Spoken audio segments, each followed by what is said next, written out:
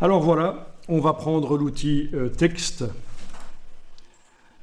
Vous le positionnez quelque part, sans enfoncer la souris bien sûr, vous le positionnez quelque part sur la page et vous allez cliquer.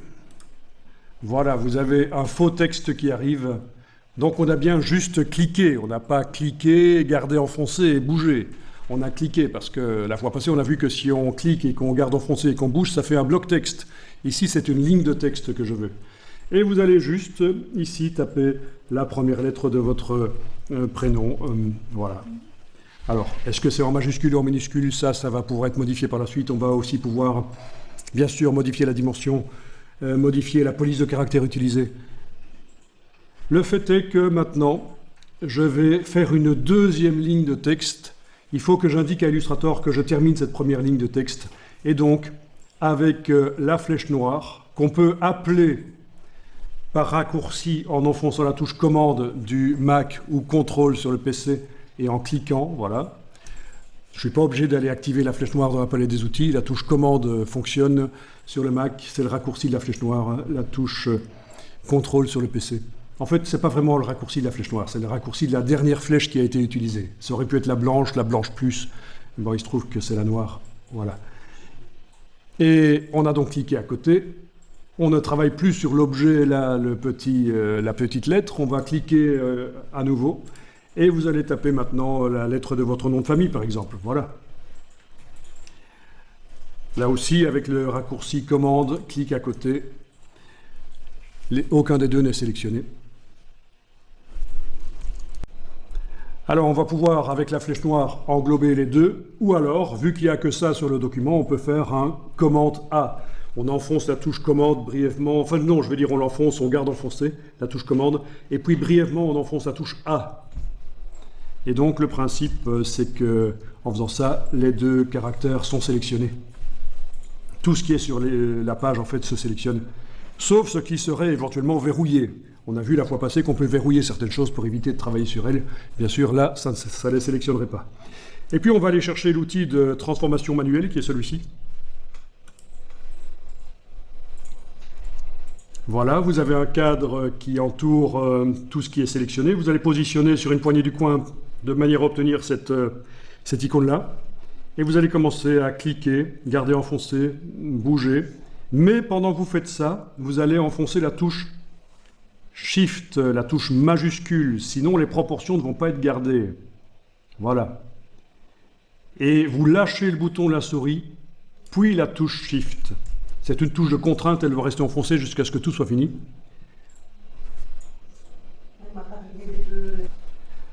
Alors avec le raccourci de la flèche noire, éventuellement, la touche commande si vous êtes sur un Mac, la touche contrôle si vous êtes sur un PC, vous cliquez à côté. Voilà, vous avez désélectionné. Toujours avec la flèche noire, donc touche commande enfoncée sur le Mac, vous allez cliquer sur une des lettres. Voilà, une fois qu'elle est sélectionnée comme ça, activée, on n'a plus besoin d'enfoncer la touche commande sur le clavier. Et vous allez la bouger pour l'approcher de l'autre. Voilà.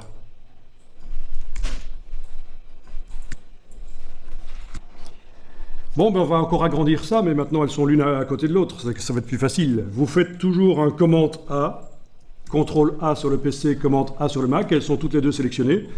Vous devriez toujours avoir votre outil de transformation manuelle qui est sélectionné dans la palette des outils. Ça veut dire que vous prenez une poignée du coin. Vous agrandissez. Oups, là, c'est pas bon. Je dois faire commande Z pour annuler parce que j'étais en train de tourner. Parfois, ça fait ça. Ok, donc là, je suis en train d'agrandir. Voilà, avec la touche majuscule, je lâche le bouton de la souris, puis la touche majuscule, donc la touche Shift. Voilà, puis je peux repositionner là. Voilà. Ça, c'est déjà un premier document qu'on va enregistrer. Oui, quand vous faites tourner par accident, c'est commande Z sur le Mac, CTRL Z sur le PC. Donc vous avez un historique, comme je le disais la fois passée, vous avez un historique dans Illustrator. Commande Z, si on le fait plusieurs fois, ça va plusieurs fois en arrière. Commande majuscule Z, ça rétablit, ça va en avant, ça rétablit ce qu'on a annulé. Ça se trouve là dans le menu édition, vous avez les raccourcis en face de annuler, commande Z, rétablir, majuscule, commande Z. Et sur le PC, donc la touche commande, il n'y a pas, on utilise la touche contrôle quand on est sur un PC. Voilà. Et le logiciel fonctionne de la même manière qu'on soit sur un Mac ou un PC, donc il y a juste la touche qui va changer, c'est juste la différence, donc rassurez-vous. Le fait d'être sur un Mac ici ne va pas vous porter préjudice. Vous allez faire fichier enregistré sous. Bon, alors, ici il me met une boîte que je vais demander de ne plus afficher la fois suivante que je vais enregistrer. Et j'indique que j'enregistre sur l'ordinateur et non pas sur le cloud. Donc je n'utilise pas le système de documents en ligne, qui est pratique, hein, ça vous permet de passer d'un ordinateur à l'autre et de trouver vos documents sur le cloud, mais ici on va enregistrer, comme on dit, en local. Donc enregistrer sur votre ordinateur, voilà. Et alors, vous devez mettre ça dans un dossier spécialement pour aujourd'hui. Bon, moi j'ai retrouvé le dossier la fois passée, mais ce n'est pas obligatoire de l'utiliser. Quel nom je vais donner à ce document? Je vais appeler ça par exemple monogramme. 01 parce que je vais faire pas mal d'enregistrements de ce document au fur et à mesure que je le crée. Alors, je rappelle que si vous avez une boîte comme ceci qui est apparue, il faut faire apparaître la boîte complète avec la petite icône ici. Ce sera beaucoup mieux. Vous allez pouvoir naviguer grâce à la colonne de gauche et d'autres choses. De là, vous pouvez faire un nouveau dossier. Donc ce que je vous conseillerais chez vous, c'est de cliquer sur le mot bureau et puis de faire un nouveau dossier. Et c'est là-dedans que vous allez mettre les documents d'aujourd'hui. Donc monogramme-01, voilà, je l'enregistre.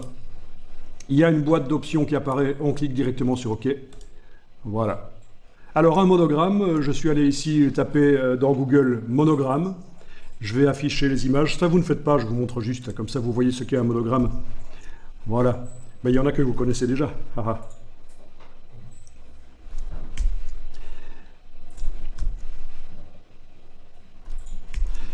Et voilà, c'est le genre de choses qui est utilisé dans les grandes familles aristocratiques, là, et ça se met sur les livres, dans leur bibliothèque, ils ont leur monogramme pour indiquer que c'est à eux, voilà. Vous connaissiez déjà le principe des monogrammes? Voilà. Donc, bonne question que vous posez, quand on va dans Fichier enregistré sous, comment savoir si on est dans le bon dossier? Où est ce dossier que j'ai créé? Eh bien, pour le savoir, je dois cliquer sur le nom du dossier ici, et puis on a le chemin. Voilà. Donc, c'est l'équivalent du fil d'Ariane qui apparaît quand on est sur PC. Il y a un fil d'Ariane qui apparaît dans la boîte d'enregistrement et qui vous dit où vous êtes. Eh bien, là, ça vous permet de savoir où vous êtes aussi. On est sur un Mac, c'est différent.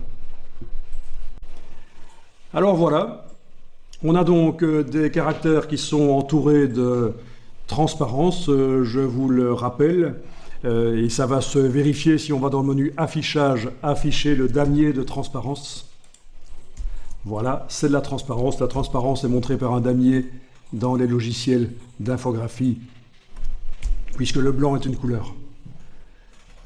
Donc, comme ça fait mal aux yeux, je vais aller le désactiver. Affichage, masquer le damier de transparence.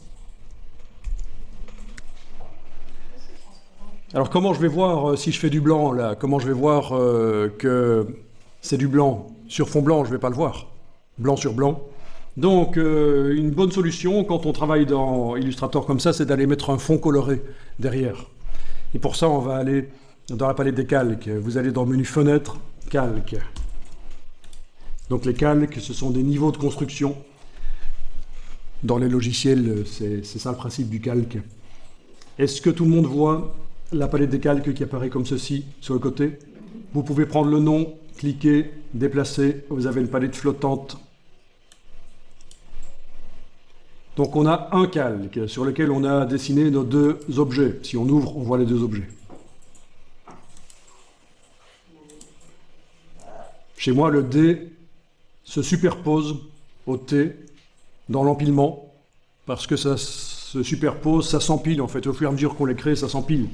Bien sûr, visuellement, ils ne sont pas l'un sur l'autre encore, donc ça n'a pas une grande importance de savoir lequel est au-dessus de l'autre, puisqu'ils ne sont pas au même endroit. Bon, bah alors l'idée ici, c'est qu'on va créer un nouveau calque, vite fait. Vous allez cliquer sur le signe plus à cet endroit-ci. Nouveau calque, voilà. C'est le calque 2 qui est activé, il est en surbrillance, il est bleuté, c'est sur lui qu'on travaille, les nouveaux objets vont arriver là. Même sans verrouiller l'autre, on est certain que les nouveaux objets vont arriver là. Et alors, vous allez zoomer en arrière et avec l'outil rectangle ici, vous allez tracer un rectangle. On commence en haut à gauche là et on va terminer en bas à droite. Et voilà un grand rectangle, beaucoup plus grand que la page format lettre verticale, mais voilà, comme ça on a de la marge. Donc tu me dis que tu n'as pas eu la palette calque quand tu as demandé menu fenêtre calque, mais est-ce que tu n'as pas quelque chose qui ressemble à ceci en fait, qu'il serait sous forme d'une toute petite icône sur la droite de l'écran? Donc une icône qui ressemble à ceci. Donc il suffit de cliquer dessus. Une fois que la palette s'est ouverte avec le nom de la palette calque, cliquez glisser, voilà, c'est une palette flottante.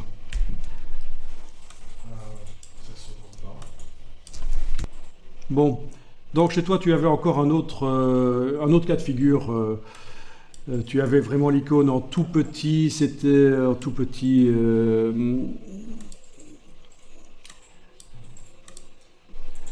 J'arrive même pas à refaire ça. Donc tu as dû déplacer l'icône et cliquer là-dessus pour avoir la palette des calques. Voilà. Bon, c'est de la manipulation, mais une fois qu'on y est habitué. Alors autre problème, la roulette de la souris ne fonctionne pas. Donc bon, quand la roulette de la souris ne marche pas, on utilise le raccourci clavier pour la loupe. Donc barre d'espacement, touche commande, il y a une loupe positive qui arrive quand on clique, ça zoome en avant.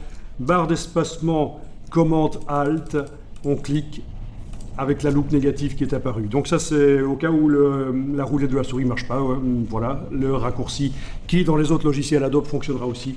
Barre d'espacement, commande, on clique.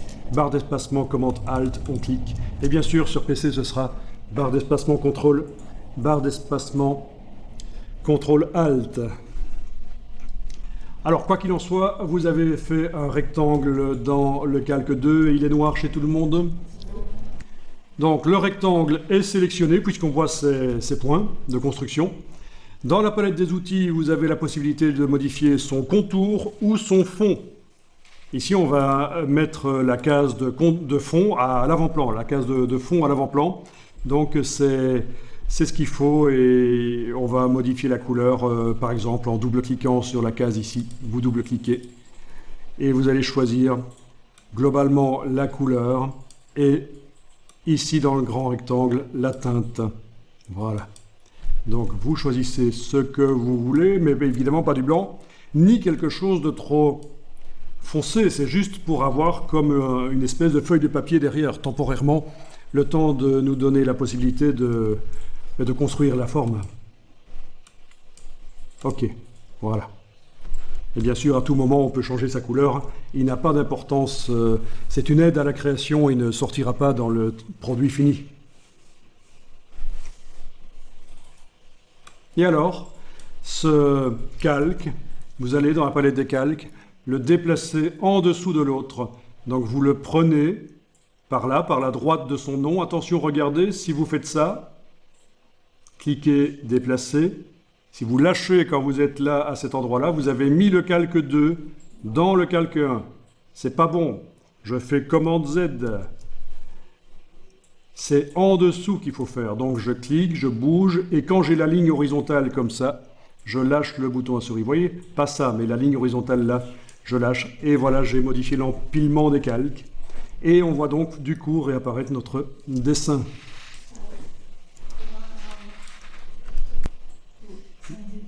Et alors, pour ne pas perdre ça, vous pouvez enregistrer. Fichier enregistré, vous enregistrez ça en modifiant par exemple le nom. J'ai mis 02 à la fin. Comme ça, si je fais une grosse erreur créative, j'ai toujours les versions d'avant qui seront là.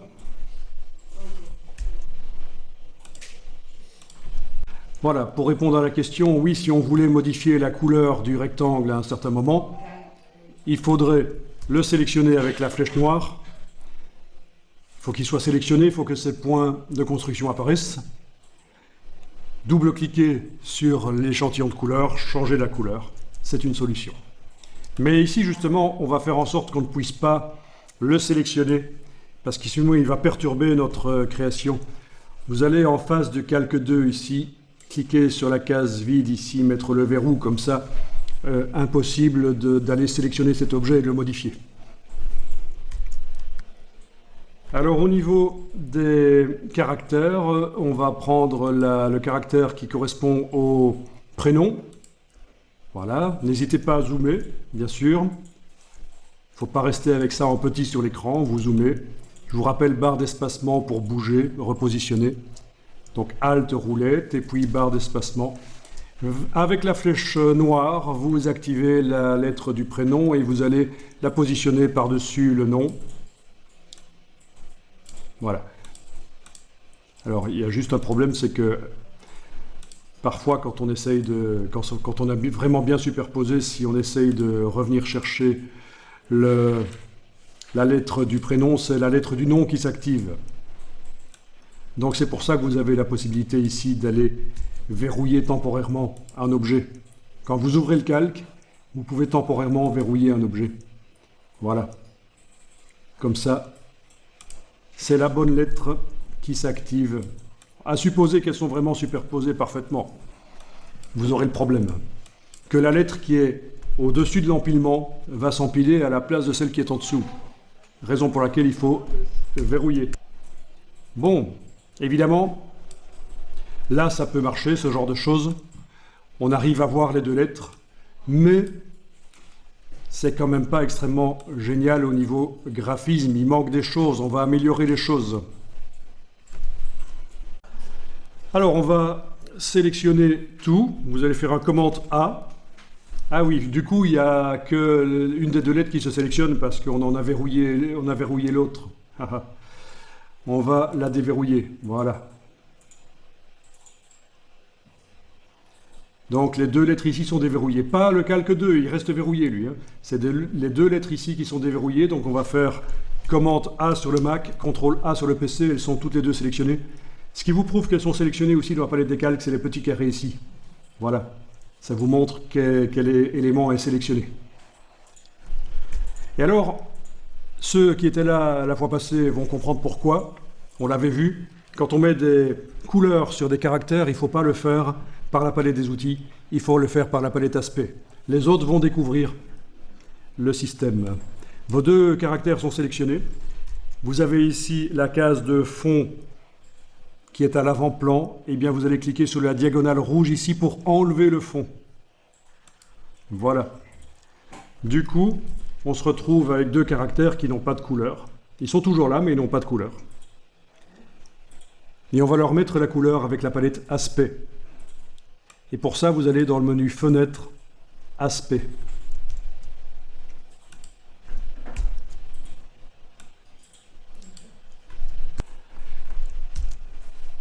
Et là, vous allez, dans le menu de la palette Aspect, demander d'ajouter un nouveau fond. Voilà. Et vous avez un fond noir qui apparaît là. Parfait. Le fait de mettre la couleur sur du texte par la palette aspect va nous permettre de faire passer les contours en dessous des fonds et de faire plein d'effets spéciaux qu'il n'est pas possible de faire si on applique bêtement la couleur par la palette des outils. Donc on a l'impression qu'on l'a appliqué la couleur par la palette des outils si on ne regarde que la palette des outils, mais si on regarde la palette aspect, on voit qu'il y a vraiment une couleur de fond ici. Parfait. Alors, le document ici, par sécurité, on va l'enregistrer pour ne pas perdre ça. Donc, fichier enregistré sous et je l'appelle numéro 3.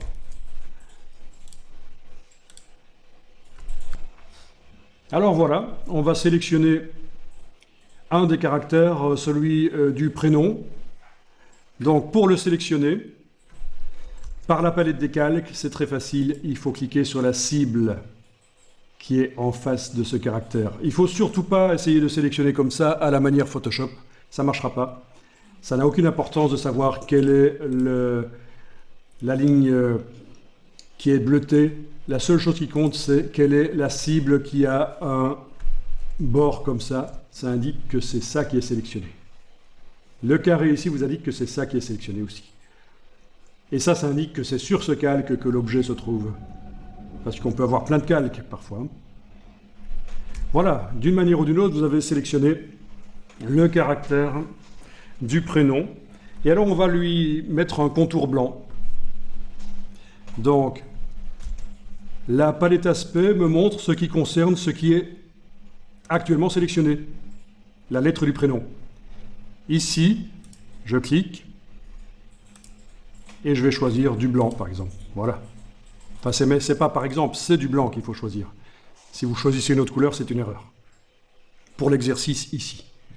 Donc, du blanc, l'épaisseur ici, vous augmentez.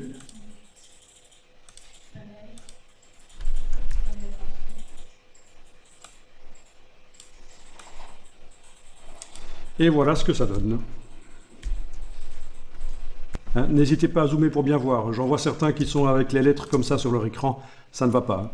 Il faut zoomer pour bien voir. Alt roulette, barre d'espacement. Alors, le contour blanc qu'on vient d'ajouter a modifié le dessin du caractère. On est d'accord, la lettre T en noir était plus épaisse avant. Et ça, c'est pas bon. Quand on modifie le dessin du caractère, il faut savoir ce qu'on fait. Je veux dire, en général, c'est une erreur de le faire. Le dessin du caractère, il est bon. C'est un typographe qui l'a dessiné, donc on va essayer de le garder, ce dessin de caractère. Raison pour laquelle on va pouvoir ici, pendant que la lettre T, dans mon cas, la lettre du prénom est toujours sélectionnée,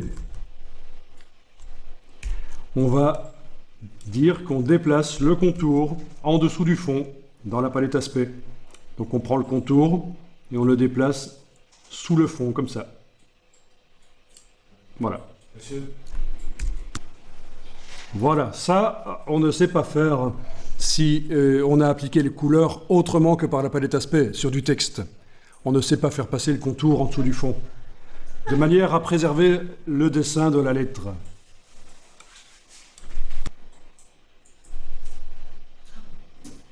Bien, alors si on enlève l'œil temporairement en face du calque qui contient le fond coloré ici, vous voyez ce que ça donne. Voilà. Vous pouvez même cliquer à côté avec la flèche noire, comme ça rien n'est sélectionné, vous voyez ce que ça donne, et donc le contour blanc qu'on a ajouté ne sert absolument à rien. Il ne se voit pas. Par contre, si on déplace maintenant la lettre du nom en dessous de la lettre du prénom, voilà, dans la palette des calques, on la déplace là comme ça, voilà. Et bien là, on voit que on a un système d'encoche. Voilà, vous pouvez même déplacer le T et regarder ce que ça donne. Et ça, c'est graphique, vous voyez.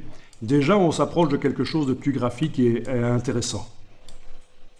Avec ce bête système d'encoche. OK ? Après, il y a encore la possibilité d'aller modifier la dimension des caractères, la police de caractères utilisés. Ça, c'est quelque chose qui pourrait être fait aussi par la suite. Voilà. On s'approche déjà un peu plus de ce qu'est un logo, en fait. Un monogramme. Un logo monogramme. Voilà. OK, vous allez pouvoir enregistrer ça, le document. Et l'étape suivante, c'est qu'on va aller chercher une image sur Internet, de préférence une image qu'on a le droit d'utiliser, une image du domaine public ou une image Creative Commons. On va la transformer en vecteur automatiquement avec Illustrator et on va essayer de l'intégrer ici au logo. Donc vous enregistrez le document. Voilà.